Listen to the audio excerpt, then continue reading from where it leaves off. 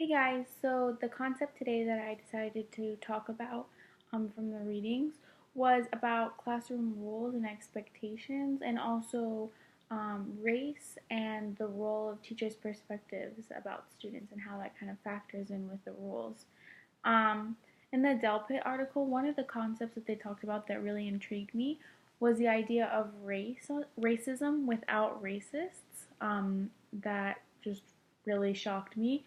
So when I read on further, it kind of talked more about how sometimes in urban areas, teachers can kind of be really, really sweet, really warm, really nice with students of color in these urban areas, and almost soften their rules and expectations and their content that they teach these students. And they think it's just being really nice, but in reality, it's contributing to the institutional racism because these students are getting diluted content, and so they're not able to be as successful in American society and get these higher paying jobs that kids with higher expectations and better academic backgrounds are able to get. And so that's why it's so important to have really firm rules and expectations for all of your students, regardless of their race or background or their socioeconomic status.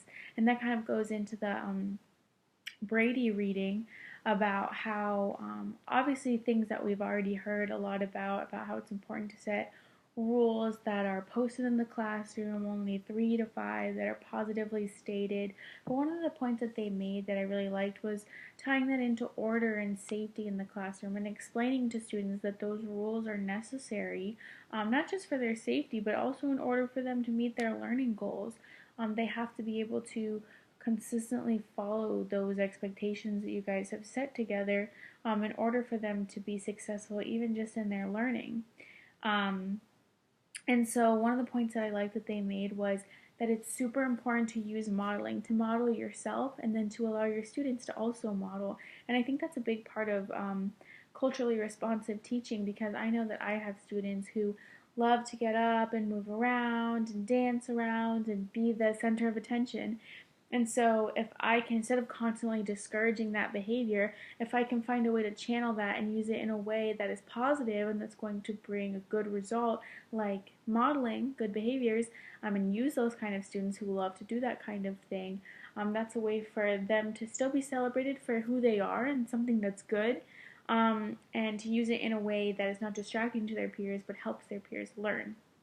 Um, so really like that point, and I will definitely start to use that in my teaching practice. Another thing that I really liked that I will definitely relate to my teaching practice is that it's super important for the teacher to be calm and confident, because students are coming in from a variety of different home life situations, and they want to know that they can feel calm and confident in the classroom, and the teacher is the one that has to mirror those behaviors and those attitudes to them. And so that's something that I really live by when I teach, is like, how's my demeanor? How's my tone? What are my facial expressions looking like? How's my body language?